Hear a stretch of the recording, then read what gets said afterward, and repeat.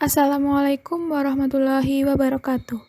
Yang terhormat Bapak Egi Nuryadin SPD MSI, Bapak Samuel Agustrianto SPD MPD, dan rekan-rekan kelas A mata kuliah Bioteknologi.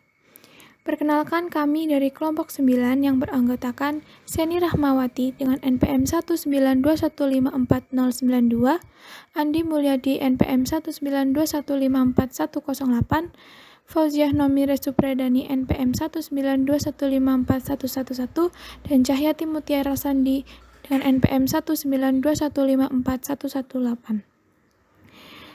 Di sini kami akan mempresentasikan materi mengenai bioteknologi pangan. Baik, langsung saja kepada pemateri yang pertama, dipersilahkan. Materi yang pertama adalah mikroorganisme sebagai makanan. Nah, seperti yang kita ketahui, bioteknologi memiliki sejarah panjang dalam praktik produksi dan pengolahan makanan. Sebagai buktinya dapat kita lihat, yaitu bioteknologi sebagai rangkaian yang melibatkan teknik pemulaian tradisional dan teknik terbaru berdasarkan biologi molekuler. Nah, dalam konsep yang akan kita pelajari hari ini adalah teknik biologi yang baru diharapkan akan menciptakan kemungkinan peningkatan bagi kualitas dan kuantitas makanan yang tersedia dengan cepat. Nah, secara umum, bioteknologi pangan memiliki pengertian yaitu ilmu yang mempelajari tentang berbagai jenis mikroba atau mikroorganisme yang menguntungkan dengan tujuan untuk menghasilkan produk bahan pangan manusia. Bioteknologi pangan sendiri berkaitan dengan integrasi pengetahuan dan teknik biologi modern serta prinsip-prinsip bioteknologi terkini dalam pengolahan dan pengawetan makanan.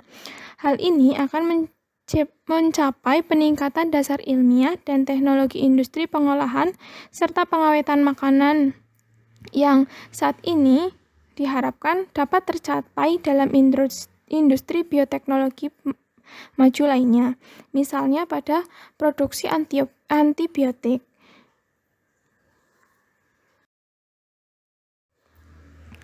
Nah, seperti yang telah kita ketahui bahwa bioteknologi itu sangat dekat kaitannya dengan mikroorganisme. Nah, dalam mikroorganisme sendiri, mikroorganisme pangan memiliki peran yang sangat penting, terutama dalam proses pengolahan bahan mentah menjadi produk setengah jadi dan produk jadi. Nah, pengolahan bahan mentah menjadi bahan setengah jadi maupun bahan jadi bertujuan untuk memperpanjang umur simpan, juga menambah nilai ekonomis bahan, serta menjaga kandungan nutrisi yang terkandung di dalamnya. Nah, beberapa jenis pengolahan yang dipilih terkadang dapat menyebabkan terjadinya denaturasi, bahkan dapat menjadikan pengurangan nutrisi yang terkandung dalam bahan. Nah, perubahan ini akan berakibat terhadap kandungan gizi dan kualitas organoleptik. Nah, kelompok mikroorganisme dalam pangan sendiri itu memiliki terdiri dari beberapa jenis seperti strain bakteri, hamir, kapang, dan virus yang sangat berperan penting dalam pangan karena kemampuan mengubah bahan makan mentah menjadi produk pangan setengah jadi maupun produk pangan jadi. Pada teknik pengolahan pangan sendiri memiliki banyak jenisnya.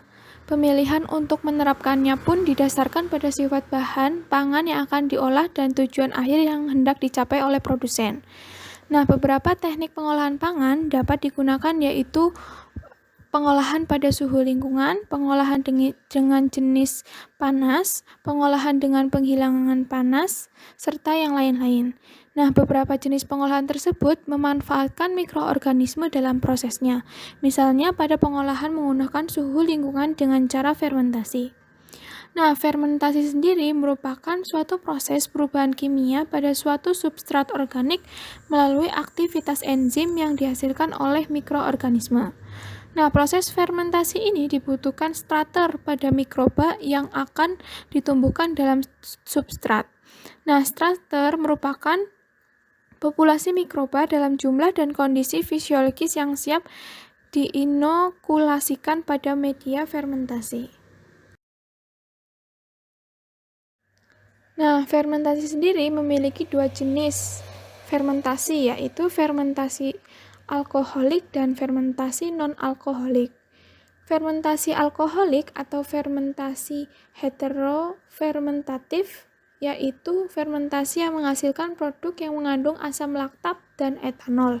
Contohnya adalah anggur atau wine, bir, tape, sake, whisky, cider, dan lain-lain.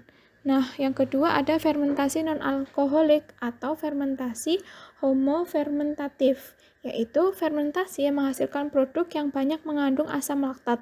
Contohnya ada tempe, yogurt, kimchi, sauerkraut, kefir, keju, kecap, dan lain-lain. Nah, pada fermentasi sendiri memerlukan bahan agar proses ini dapat terjadi. Bahan yang digunakan dalam setiap fermentasi itu berbeda. Nah, di sini saya mencantumkan ada 2 jenis bahan yang digunakan, yaitu mikroorganisme dan medium.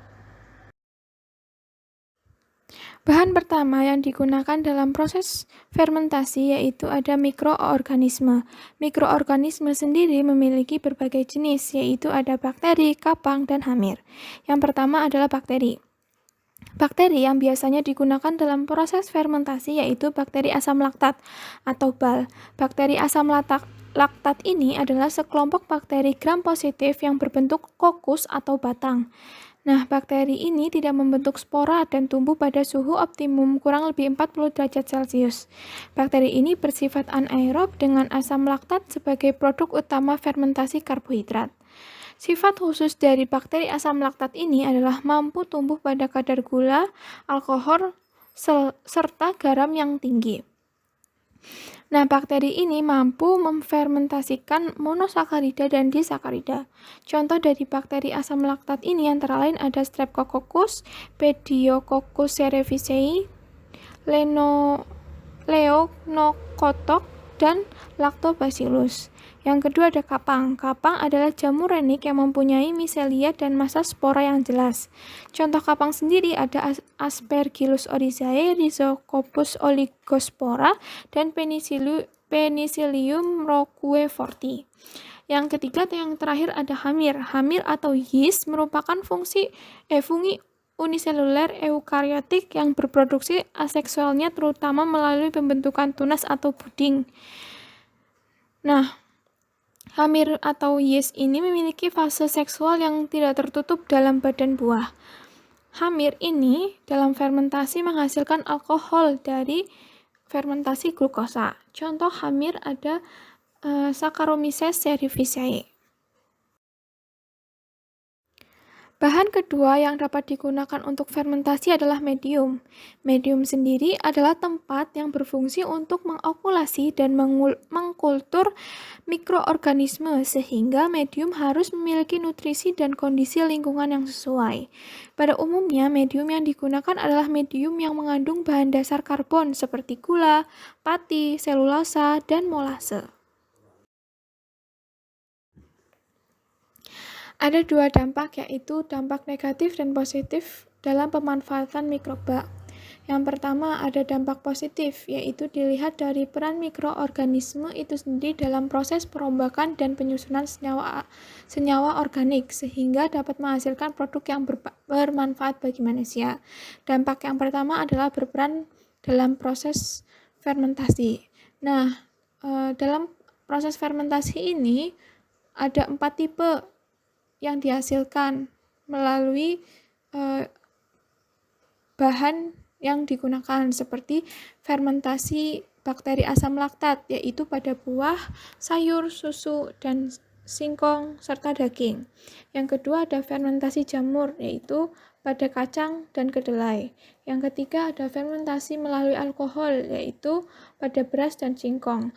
Yang keempat ada fermentasi melalui kadar garam yang tinggi yaitu ikan, kecap, dan tauge. Nah, selain bermanfaat bagi fermentasi, adanya mikroorganisme ini juga bermanfaat untuk meningkatkan nilai gizi.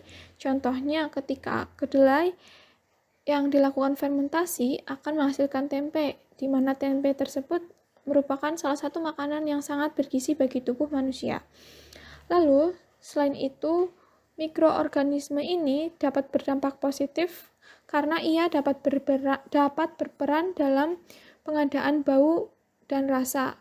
Contohnya seperti kita meminum susu yang tadinya tidak memiliki rasa atau plain, ketika sudah melalui proses dan pengolahan, susu tersebut bisa berubah rasanya sehingga dapat dinamakan dengan yogurt.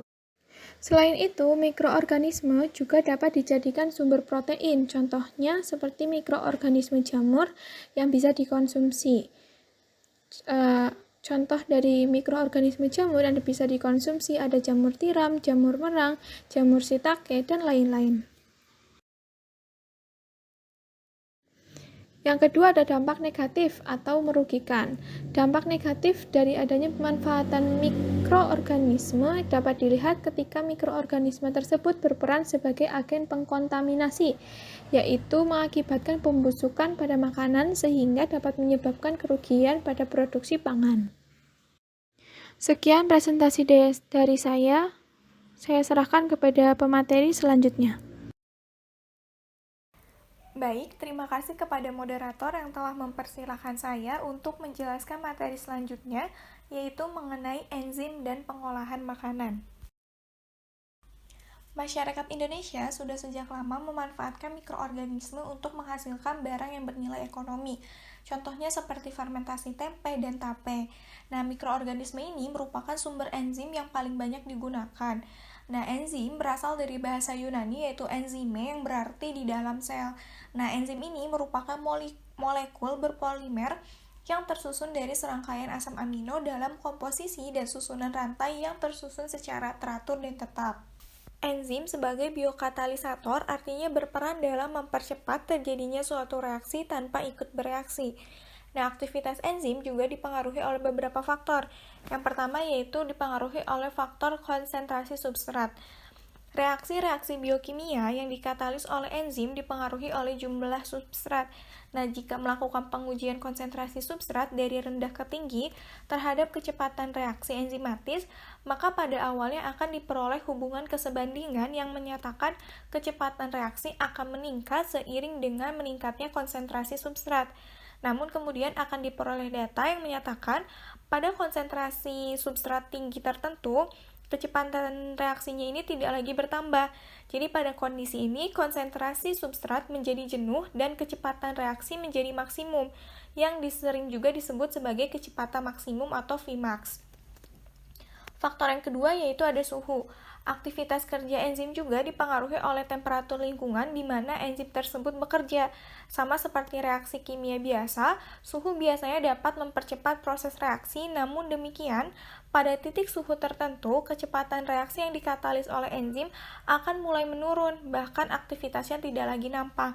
Nah, kondisi suhu di mana enzim dapat menghasilkan aktivitas tertinggi dinamakan suhu atau temperatur optimum. Faktor selanjutnya yaitu ada pH atau potensial hidrogen. pH merupakan salah satu faktor penting yang harus diperhatikan apabila bekerja dengan enzim.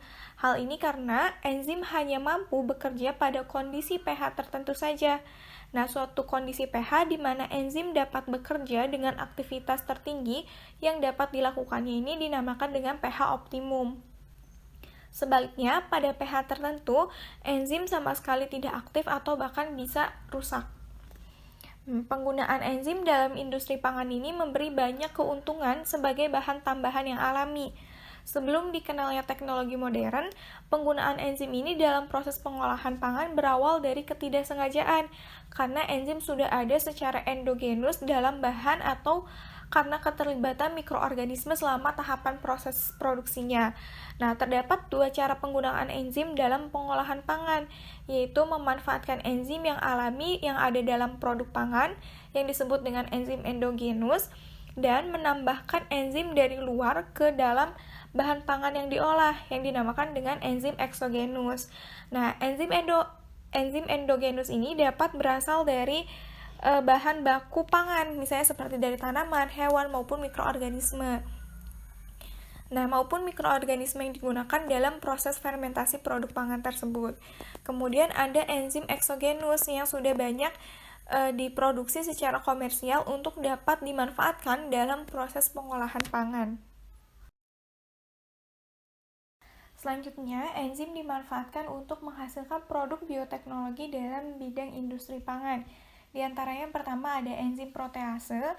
Nah, protease ini merupakan enzim pemecah protein yang merupakan salah satu primadona. Nah, dikatakan sebagai primadona karena ditinjau dari aplikasinya yang luas di industri dengan nilai komersial yang tinggi. Nah, enzim protease ini bersifat ekstraseluler, umumnya bertugas untuk menghidrolisa substrat polimer protein berukuran besar menjadi kecil sehingga dapat dimanfaatkan oleh sel yang menghasilkannya. Nah, saat ini yang paling banyak dimanfaatkan sebagai sumber protease adalah mikroorganisme terutama dari bakteri golongan Bacillus dan kapang Rhizopus, Aspergillus serta Mucor. Kemudian enzim protease dimanfaatkan dalam industri pengolahan susu atau pembuatan keju. Nah, industri pembuatan keju ini memanfaatkan protease renin, jenis protease yang digunakan untuk menggumpalkan protein susu sebelum diperam menjadi berbagai jenis keju. Kemudian enzim protease juga dimanfaatkan dalam industri kecap. Industri kecap yang paling banyak menggunakan protease asam dan netral yaitu dari kapang Aspergillus dan Rhizopus. Di negara Jepang dan negara Asia Timur, penambahan protease ini dilakukan untuk mereduksi waktu pembuatan kecap, sehingga proses produksinya menjadi lebih efisien. Kedua, yaitu ada enzim amilase. Amilase ini merupakan enzim hidrolase glikosida yang mengkatalis pemecahan pati menjadi gula. Enzim ini diproduksi oleh berbagai jenis makhluk hidup seperti dari bakteri, jamur, dan tumbuhan. Terdapat 3 jenis enzim amilase. Yang pertama yaitu ada enzim alfa amilase. Jenis enzim ini ditemukan pada tumbuhan, jamur Ascomycetes dan Basidiomycetes, kemudian pada bakteri Bacillus. Nah, enzim amilase memotong karbohidrat rantai panjang pada lokasi acak di sepanjang rantai pati, yang pada akhirnya menghasilkan maltotriosa dan maltosa dari amilosa atau maltosa, kemudian glukosa dan limit dextrin dari amilopektin.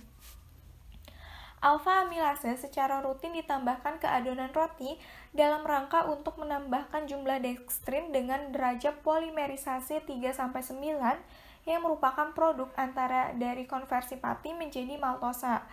Nah, alfa amilase ini cenderung lebih cepat kerjanya dibanding dengan beta amilase karena dapat bekerja di mana saja pada substrat. Kemudian yang kedua yaitu ada beta amilase. Nah, beta amilase ini merupakan bentuk lain dari amilase yang disintesis oleh bakteri, jamur, dan tanaman. Nah, beta amilase ini beta amilase memecah maltosa menjadi 2 unit glukosa pada suatu waktu. Contohnya selama pematangan buah, beta amilase memecah pati menjadi maltosa sehingga menghasilkan rasa manis pada buah yang matang. Kemudian yang ketiga ada gamma amilase. Di antara alfa amilase dan beta amilase yang paling efisien dalam lingkungan asam dan memiliki pH optimum 3 yaitu pada gamma amilase. Peran enzim amilase yaitu pada pembuatan roti. Jadi tahapan secara umum pada pembuatan roti itu kan ada terdiri dari pencampuran adonan, fermentasi adonan, dan pemanggangan di dalam oven. Nah, dalam tahap pencampuran adonan, granula pati yang terkandung di dalam tepung gandum ini dapat dirusak oleh alfa amilase sehingga menghasilkan amilosa terlalut yang merupakan substrat enzim untuk proses degradasi amilosa selanjutnya. Nah, hidrolisis pati ini sangat penting perannya terhadap karakteristik reologi adonan karena sejumlah air akan diikat oleh pati yang terhidrolisis atau amilosa terlarut. Nah, pada proses pencampuran adonan terjadi transformasi yang lebih intensif. Nah, kontak enzim dengan substrat atau amilosa terlarut dapat berjalan dengan lebih baik sehingga akan dihasilkan gula-gula sederhana seperti glukosa dan maltosa. Nah, selama proses ini juga dihasilkan dextrin. Nah, gula-gula sederhana yang terbentuk ini sangat dibutuhkan pada saat fermentasi adonan. Nah, amilosis yang terbatas dapat berpengaruh positif terhadap adonan, yaitu diperoleh adonan yang tidak keras atau lembut. Nah, proses amilosis ini yang terlalu intensif akan menyebabkan adonan kehilangan air dan dextrin terbentuk terlalu banyak yang menyebabkan adonannya nanti malah menjadi lengket. Untuk itu, optimasi penambahan alfa amilase dan suhu serta lama pencampuran adonan perlu dilakukan untuk menentukan karakteristik adonan yang terbentuk. Nah, proses fermentasi didefinisikan sebagai proses penguraian asam amino secara anaerobik, yaitu tanpa memerlukan oksigen. Senyawa yang dapat diuraikan dalam fermentasi utamanya adalah karbohidrat yang telah terlebih dahulu dipecah menjadi gula sederhana, misalnya hidrolisis pati menjadi unit-unit glukosa. Bahan dasar pembuatan tepung bila dicampur bersama, maka pati dan protein dari tepung ini akan menyerap air sehingga membentuk adonan, dan ragi mulai memfermentasikan gula yang ada dan menghasilkan karbon dioksida. Ragian adonan ditunjukkan dengan adonan mulai memuai karena pembentukan karbon dioksida yang ditahan dalam adonan. Nah, maltosa dan glukosa sangat penting sebagai substrat bagi ragi selama fermentasi adonan. Nah, penambahan glukoamilase dapat meningkatkan terbentuknya glukosa yang lebih cepat, dapat dimanfaatkan oleh ragi, sehingga penambahan glukoamilase dapat lebih mengaktifkan ragi dan mempercepat proses fermentasi atau pengembangan adonan. Nah, pada pemanggangan dalam oven, sebagian air ini akan hilang, kemudian ragi mulai terbunuh, pati bergelatinasi, dan protein menggumpal sehingga memberikan bentuk yang stabil pada roti.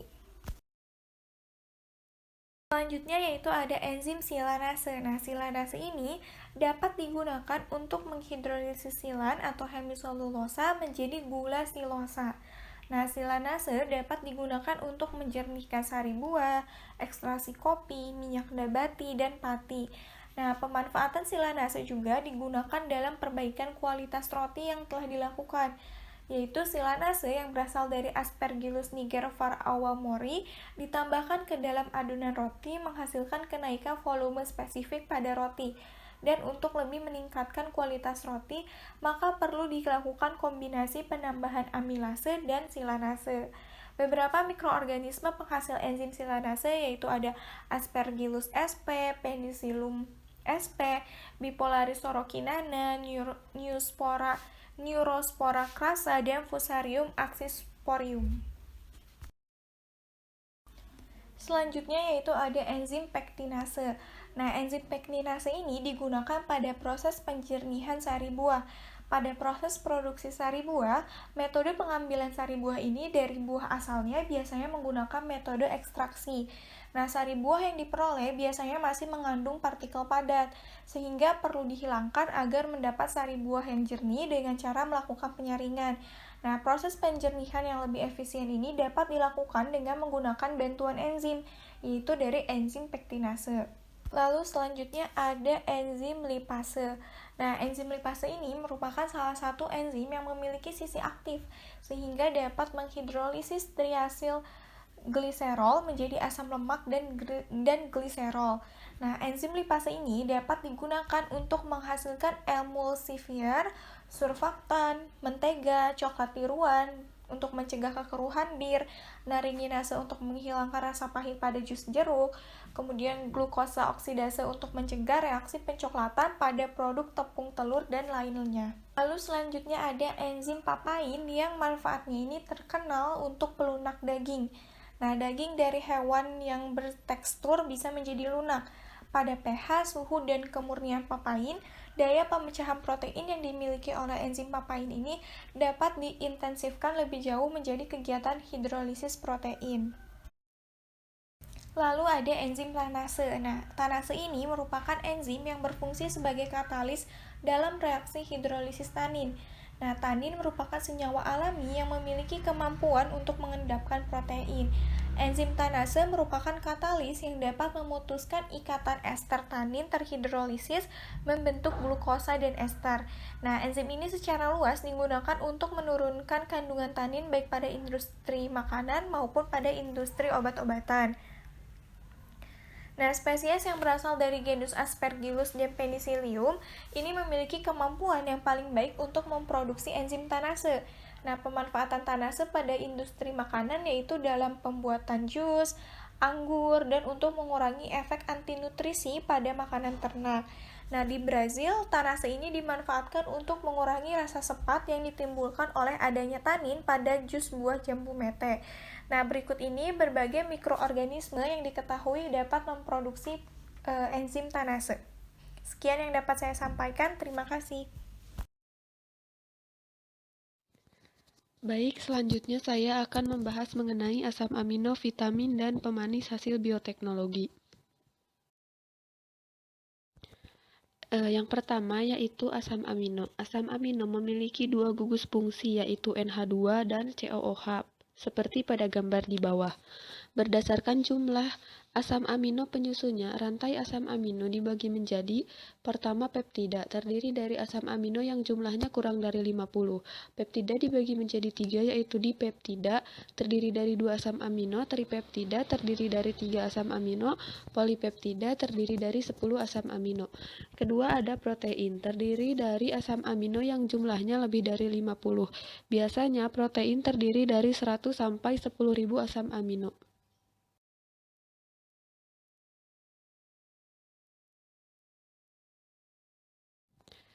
Asam amino banyak digunakan dalam industri makanan dan minuman sebagai penambah rasa, sebagai bumbu, atau sebagai aditip nutrisi. Farmasi industri keutikal juga memiliki permintaan tinggi akan asam amino dan dalam infus dan dalam makanan diet khusus. Sintesis asam amino melalui fermentasi adalah bagian utama dari bioteknologi modern dengan pasar berlipat ganda seperti 10 bertahun-tahun, setiap 10 bertahun-tahun. Asam glutamat dan lisin adalah dua asam amino yang dihasilkan oleh proses fermentasi skala besar, yaitu 500 meter kubik, yang melibatkan bakteri Corynebacterium, Terrarium glutamicum, dan Brevibacterium plapum, yang masing-masing itu ada pada tabel di bawah ini. Nah, produksi asam amino adalah contoh luar biasa dari integrasi banyak teknologi yang berbeda, yang sekarang termasuk rekayasa metabolisme. Baik, di sini yang selanjutnya yaitu saya juga melampirkan beberapa contoh makanan dan bahan pangan yang memanfaatkan penggunaan bioteknologi konvensional. Di sini saya membagi menjadi dua, yaitu ada produk pengolahan produk susu dan produk makanan non susu. Untuk contoh produk pengolahan susu yaitu ada yogurt, ada keju, ada mentega. Kemudian untuk makanan non susu yaitu ada oncom, ada tempe, ada kecap, dan ada wine. Kemudian di sini yang selanjutnya ada makanan yang memanfaatkan penggunaan bioteknologi modern.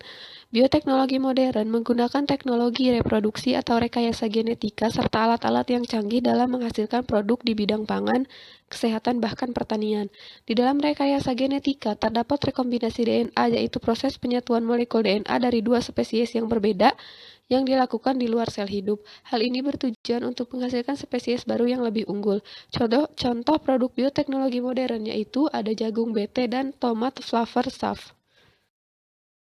Kemudian yang selanjutnya yaitu ada vitamin. Vitamin merupakan komponen mikronutrien esensial yang penting untuk metabolisme organisme hidup, namun tidak dapat disintesis oleh mamalia. Vitamin dapat disintesis oleh mikroorganisme dan tanaman. Vitamin biasanya digunakan sebagai suplemen makanan, misalnya ergosterol. Penyediaan vitamin D, riboflavin, kemudian ada B12 dan lain-lain. Sedangkan vitamin C, asam askorbat, banyak digunakan sebagai bahan makanan seperti produksi tahunan sekitar 40.000 ton. Sementara beberapa vitamin disintesis secara kimia banyak sekarang diproduksi dengan cara mikroorganisme terpilih. Lalu di sini ada pemanis.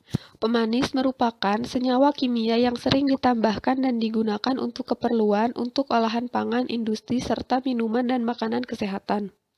Pemanis adalah bahan tambahan makanan yang ditambahkan di dalam makanan atau minuman untuk menciptakan rasa manis. Konsumsi pemanis di Amerika Serikat dan Eropa adalah sekitar 57 kg setara sukrosa per kapita.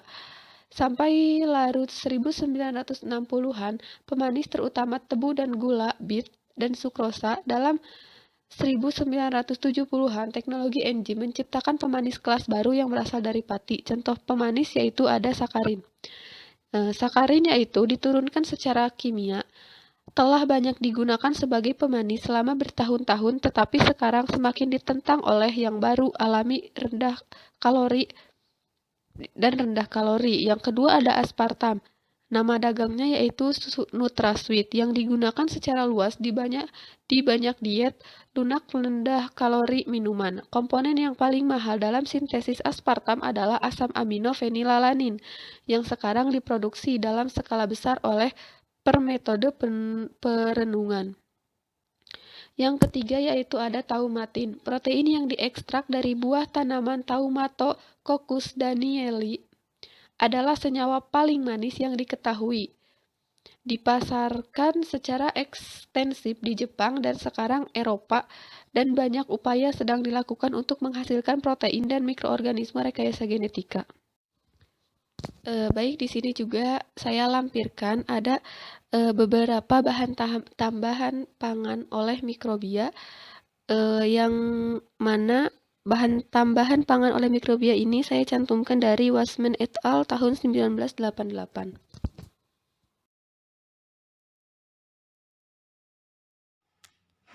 Bahasan selanjutnya yaitu terkait teknologi bioproses.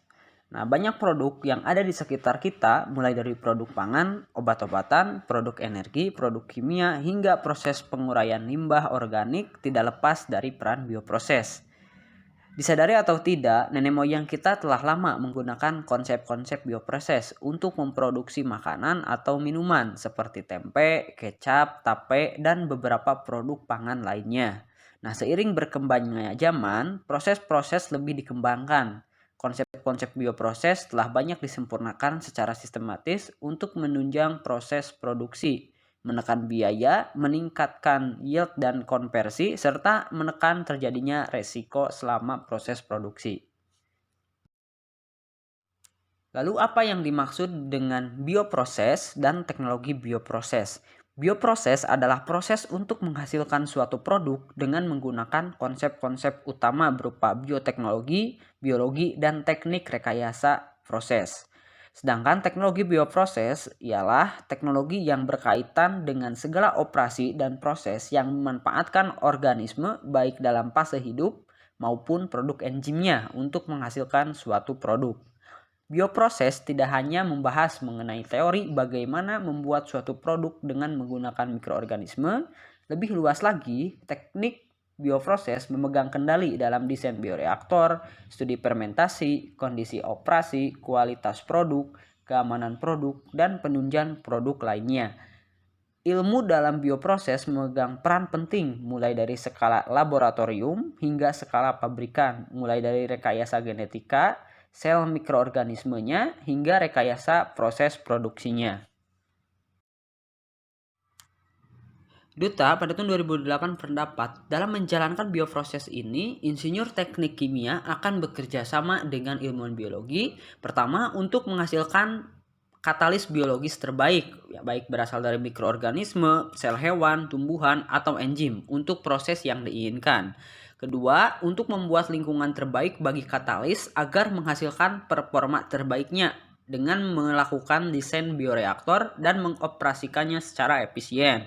Ketiga, untuk memisahkan produk yang diinginkan dari campuran reaksi dengan metode yang ekonomis.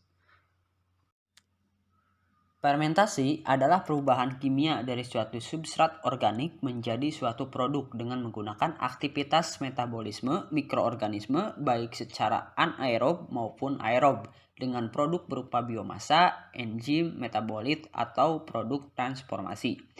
Nah, secara umum hasil akhir fermentasi dibedakan menjadi 3. Ada fermentasi asam laktat, kemudian fermentasi alkohol, dan fermentasi asam cuka.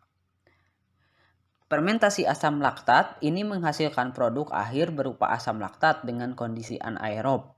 Kemudian fermentasi alkohol itu pembebasan energi karena pirpat telah diubah menjadi asam asetat dan karbon dioksida. Selanjutnya asam asetat akan diubah menjadi alkohol. Sedangkan untuk fermentasi asam cuka ini dilakukan oleh bakteri asam cuka atau Acetobacter aceti. Nah, dengan substrat fermentasi asam cuka adalah contoh dari fermentasi aerob. Berdasarkan teknik yang digunakan, fermentasi dapat dibedakan menjadi dua macam, yakni fermentasi padat dan fermentasi cair. Nah, yang pertama, fermentasi padat. Sering disebut juga dengan SSF atau Solid State Fermentation. Fermentasi ini memanfaatkan substrat dalam bentuk padatan seperti pup kayu, biji-bijian, dedaunan, ampas tebu, dan beberapa sampah organik lain dalam bentuk padat. Nah, keunggulan fermentasi ini yaitu substrat dapat diperoleh dari limbah organik berupa biomasa sehingga mudah di-recycle. Nah, selain itu, teknik ini dapat mengontrol kehilangan nutrien selama proses fermentasi. Pada teknik fermentasi ini, substrat dimanfaatkan dalam bentuk laju yang sangat lambat dan steady state, sehingga dibutuhkan waktu yang relatif lama. Nah, teknik fermentasi ini sangat cocok digunakan untuk meningkatkan inokulum, fungi, dan mikroorganisme yang membutuhkan moisture yang rendah. Fermentasi ini jarang digunakan untuk fermentasi yang menggunakan bakteri. Contoh teknik SSF ini yang paling sering ditemui adalah fermentasi tempe, oncom, miso natto, dan tape. Nah, sedangkan yang kedua untuk fermentasi cair ini bisa disebut dengan SMF atau submerged fermentation. SMF ini memanfaatkan substrat yang terlarut dalam cairan medium seperti molasses dan broth. Nah, fermentasi ini cenderung memiliki reaksi yang lebih cepat dari SSF sehingga dibutuhkan kontrol substrat yang lebih ketat dan penambahan yang konstan. Kelebihan lain dari fermentasi ini adalah lebih mudah dalam pemisahan produk dan purifikasinya. Nah, umumnya SMF ini juga lebih banyak digunakan untuk ekstraksi metabolisme sekunder yang hanya berlangsung dalam bentuk cair.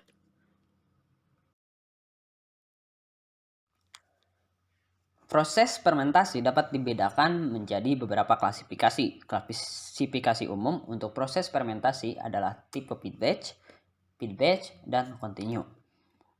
Nah, untuk yang pertama yaitu proses batch. Nah, yang mana proses fermentasi paling tradisional. Untuk proses ini fase sel dapat diamati mulai dari fase adaptasi hingga fase kematian. Nutrien dan produk berada dalam satu reaktor sehingga pembentukan produk adalah fungsi waktu. Kedua, ada fermentasi feed batch, adalah operasi fermentasi yang menggunakan nutrien yang ditambahkan secara kontinu dan atau berkesinambungan ke dalam medium sehingga volume pada reaktor akan semakin bertambah dari awalnya. Nah, proses ini umumnya digunakan untuk menghindari terjadinya inhibisi substrat, efek glukosa, dan efek katabolisme. Dan yang ketiga yaitu ada proses fermentasi secara kontinu. Ini dibedakan menjadi proses kontinu dengan kontrol feedback atau tanpa feedback. Fermentasi dipengaruhi oleh banyak faktor, baik faktor eksternal maupun internal. Dalam fermentasi komersial, faktor tersebut dapat diklasifikasikan dalam faktor kimia, faktor fisika, dan faktor biologis. Faktor-faktor tersebut sering dimonitor secara berkala untuk mengetahui gangguan yang ada. Nah, yang pertama ada faktor kimia. Nah, faktor kimia ini mempengaruhi fermentasi diantaranya adalah pH selama proses fermentasi. Nah, konsentrasi gas di mana karbon dioksida dan oksigen, salinitas, konsentrasi produk metabolik, dan komposisi nutrisi dalam medium. Kedua, ada faktor fisika. Faktor fisika yang berpengaruh dalam fermentasi diantaranya adalah tekanan suhu, turbiditas, laju alir gas, viskositas medium, kemudian kecepatan pengadukan, faktor gesekan dalam fermentor, buih, dan berat atau volume broth. Kemudian faktor biologis dalam fermentasi berkaitan dengan organisme yang digunakan selama fermentasi. Beberapa alasan utama kenapa makanan yang diolah dengan proses fermentasi menjadi penting. Pertama, meningkatkan daya cerna makanan. Kedua, kaya akan vitamin sehingga makanan lebih menyehatkan dan menambah bakteri baik dalam tubuh. Ketiga, umumnya makanan terfermentasi memiliki masa simpan yang lebih lama. Dan yang keempat, makanan yang terfermentasi memiliki rasa, aroma, dan tekstur yang lebih baik. Berikut ini merupakan sejarah industri makanan fermentasi mulai dari 10.000 sebelum Masehi hingga abad pertengahan. Ini terjadi evolusi fermentasi dari penyimpanan makanan umumnya produk pertanian. Kemudian 7.000 sebelum Masehi berkembangnya pembuatan keju dan roti. Kemudian 6.000 sebelum Masehi berkembangnya pembuatan wine di Eropa Timur. Dan terus berkembang hingga 1970 hingga sekarang itu mulai berkembangnya produk fermentasi pangan.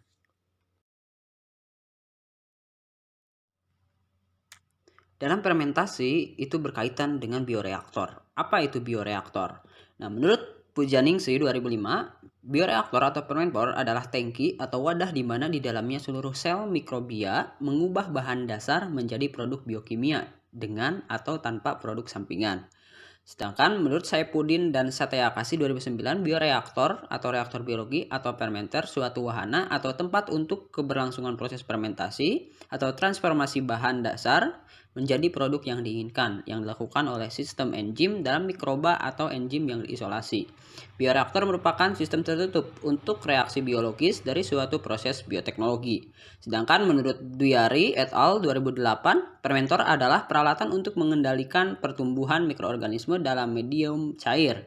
Parameter-parameternya seperti pH, komposisi medium, suhu, pengadukan, konsentrasi metabolit, dan gas dapat dimonitor serta dikendalikan. Nah, dari beberapa pendapat beberapa ahli, maka dapat disimpulkan bahwa bioreaktor itu peralatan atau sistem yang menyediakan sebuah lingkungan biologis yang menunjang terjadinya reaksi biokimia dari bahan mentah menjadi bahan yang dikehendaki. Nah, reaksi biokimia yang terjadi dalam bioreaktor ini melibatkan organisme atau komponen biokimia aktif seperti enzim yang berasal dari organisme tertentu baik secara aerobik maupun anaerobik. Berikut ini merupakan gambar dari bioreaktor. Di antaranya ada beberapa bagian. Ada tangki yang berfungsi untuk menampung campuran substrat, sel mikroorganisme, serta produk. Nah, volume tangki skala laboratorium berkisar antara 1 sampai 30 liter, sedangkan untuk skala industri ini mencapai 1000 liter. Nah, yang kedua ada sparger terletak di bagian bawah bioreaktor dan berperan untuk memompa udara dan mencegah pembentukan gelembung oksigen. Kemudian ada impeller berperan dalam agitasi dengan mengaduk campuran substrat dan sel. Kemudian impeller ini digerakkan oleh rotor. Kemudian ada bubble yang juga berperan untuk mencegah terjadinya efek pusaran air akibat agitasi yang dapat mengganggu agitasi yang seharusnya. Dan kemudian ada sensor yang berperan untuk mengontrol lingkungan dalam bioreaktor. Nah, kontrol fisika ini meliputi sensor suhu, tekanan, agitasi, pom, dan kecepatan aliran. Nah, sedangkan untuk kontrol kimia ada pH, kemudian ada kadar oksigen, kemudian perubahan komposisi medium. Lalu bagaimana fungsi dari bioreaktor? Nah, fungsi bioreaktor adalah untuk menghasilkan produk oleh mikroba baik kultur murni atau campuran yang dikendalikan menggunakan sistem komputer dalam mengatur faktor lingkungan dan pertumbuhan serta kebutuhan nutriennya. Nah, menurut Pujaningsih 2005, fungsi dasar fermentor ini atau bioreaktor itu menyediakan kondisi lingkungan yang cocok bagi mikrobia yang di dalamnya untuk menghasilkan biomasa, menghasilkan enzim, dan juga menghasilkan metabolit. Sedangkan fungsi utama dari bioreaktor itu memberikan lingkungan terkontrol bagi pertumbuhan mikroorganisme atau campuran tertentu mikroorganisme untuk memperoleh produk yang diinginkan. Nah, oleh karena itu, pertama bioreaktor hendaknya mencegah kontaminasi produk dari lingkungan pada kultur sambil mencegah pelepasan kultur ke lingkungan. Yang kedua, yaitu bioreaktor sebaiknya memiliki instrumentasi untuk pemeriksaan agar terjadi pengawasan secara optimum. Dalam perancangan bioreaktor, ada kriteria dasar dalam desain bioreaktor yang perlu dipertimbangkan. Pertama, karakteristik mikrobiologi dan biokimia dari sistem sel, baik itu mikrobia, mamalia, ataupun tumbuhan. Kedua, karakteristik hidrodinamik bioreaktor. Ketiga, karakteristik massa dan panas bioreaktor. Keempat, kinetika pertumbuhan sel dan pembentukan produk. Kelima, karakteristik stabilitas genetis dan sistem sel. Kemudian, desain peralatan yang aseptis. Ketujuh, pengawasan lingkungan bioreaktor baik makro maupun mikro. Kemudian implikasi desain bioreaktor pada pemisahan produk menghilir. Kemudian 9, modal dan biaya operasi bioreaktor. Dan 10, potensi pengembangan desain bioreaktor. Berikut ini merupakan syarat dari fermentor. Yang pertama, tangki dapat dioperasikan secara aseptik, agitasi, dan aerasi. Kedua, energi pengoperasian serendah mungkin. Kemudian temperatur harus terkontrol. Adanya kontrol pH, kemudian adanya tempat pengambilan sampel, penguapan berlebihan dihindari. Tangki didesain untuk meminimalkan tenaga kerja pembersihan dan perawatan. Dan yang terakhir, peralatan general itu permukaan bagian dalam halus dan hindari banyaknya sambungan.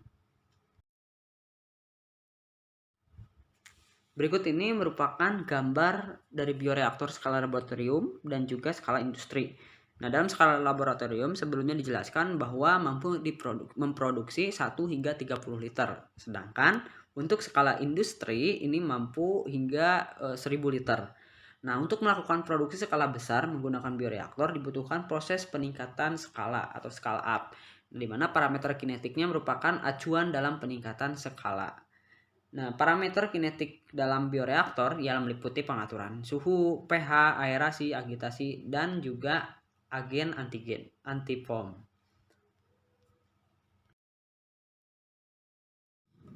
Demikian yang dapat disampaikan. Terima kasih atas segala perhatiannya.